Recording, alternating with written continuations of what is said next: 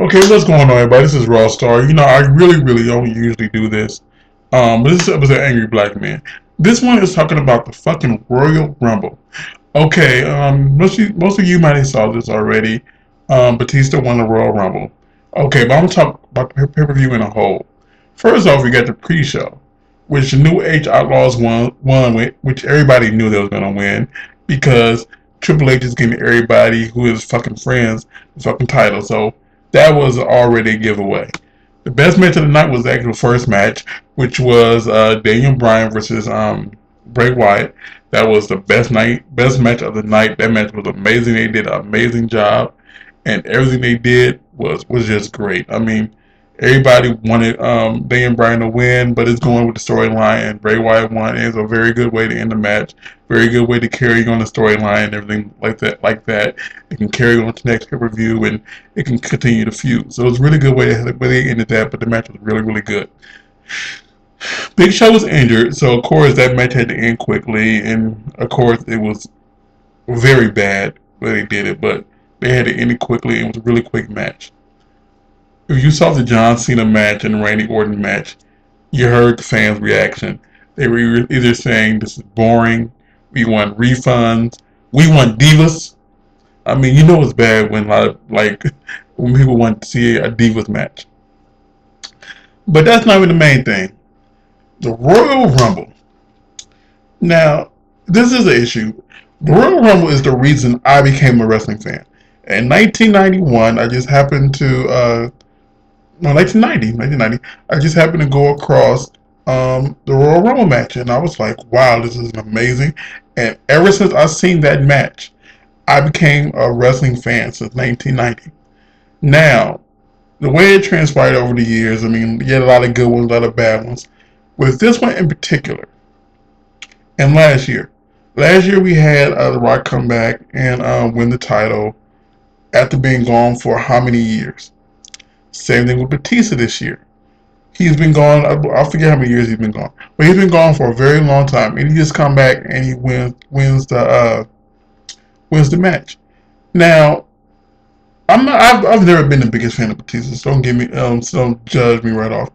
But I feel that WWE is using their future stars who got movies coming out like that rather than doing what the fans really want. They're not doing what's best for business, and that's why the WWE Network is being launched to raise more money. It's really going to raise them a lot of money.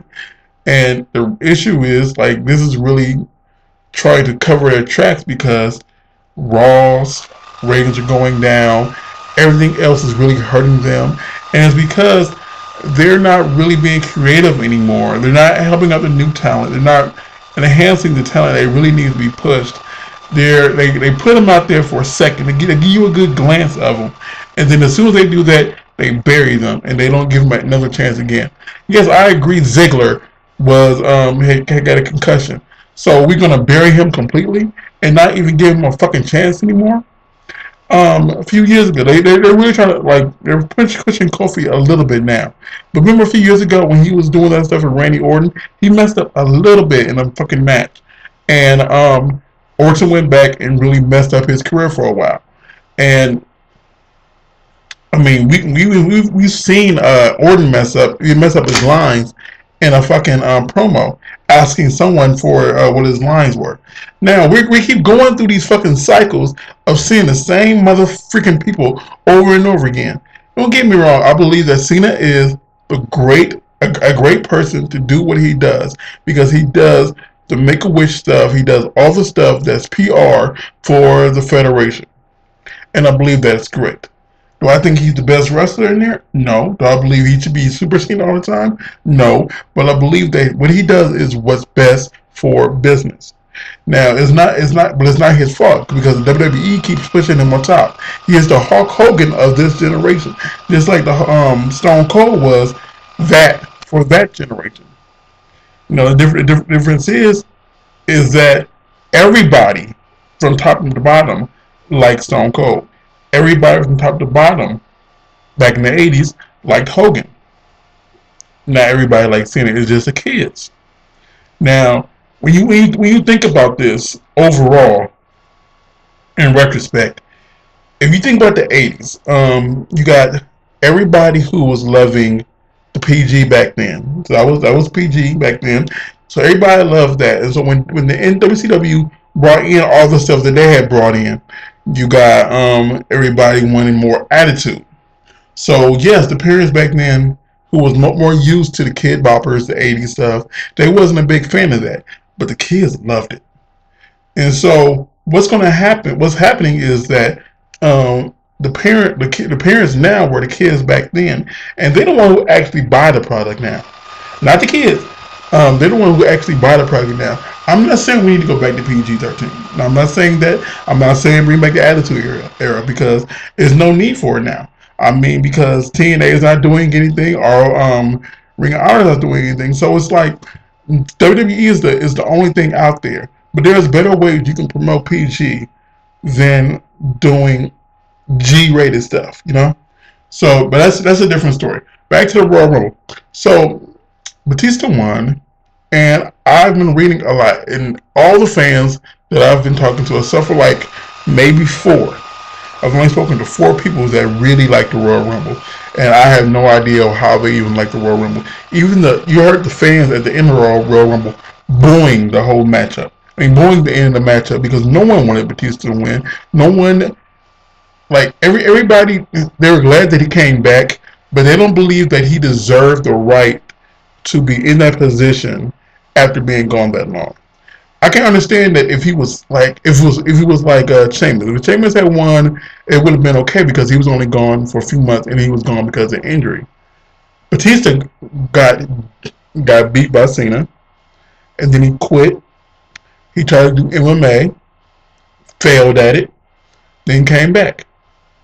Same with Lesnar. I've never been a Lesnar fan, but I feel that he's the same thing. He did the MMA. He actually was successful at it a little bit, got beat and came back, and now he's bigger than life now, even though the same people he's fought in the past are supposed to be like a scary film, whatever, even though they beat him in the past. He had faced Big Show in the past.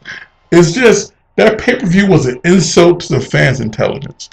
And I'm sorry, like I keep rambling on like off and off subject. It's just the pay per view pissed me off so fucking much. And you know, WWE needs to be better at how they do their creative minds. Once they fix how they fix their creative, they will do better in the long run.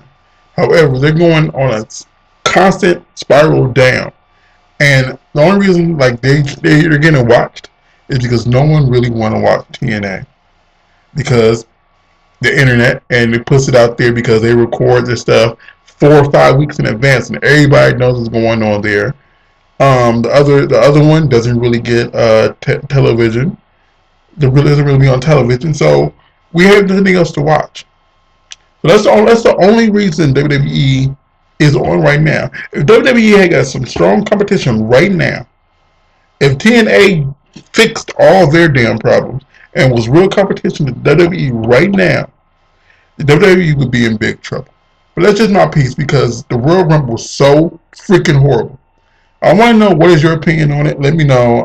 Raw Star, of course. Hit me up on Facebook or Twitter. I'm sorry. Just hit me up on Twitter.